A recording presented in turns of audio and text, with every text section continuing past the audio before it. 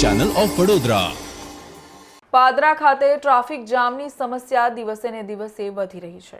પાદરામાં ટ્રાફિકની સમસ્યા લોકો માટે જાણે ફરી એકવાર માથું ઊંચક્યું હોય તે પ્રકારની ઘટના પાદરામાં જોવા મળી છે।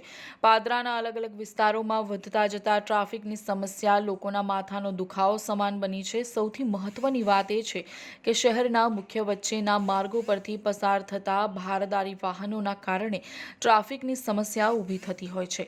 તેમજ ટાવર વિસ્તાર પાસે આવેલી બેંકોની બહાર ગેરકાયદેસર બેફામ પાર્ક કરેલા ટુ વ્હીલર વાહનો પણ ટ્રાફિકની સમસ્યાનું મુખ્ય કારણ બને છે।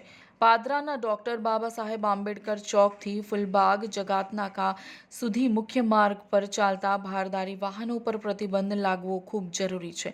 ડોક્ટર બાબા સાહેબ આંબેડકરથી નવા એસટી ડેપો થઈ મુખ્ય માર્ગ પર ફૂલબાગ તરફ ભારદારી વાહનોને પસાર થવું જોઈએ, પણ ભારદારી વાહનો શહેરના બજાર વિસ્તારમાંથી પસાર થતા ટ્રાફિકની સમસ્યા સર્જાતી હોય છે।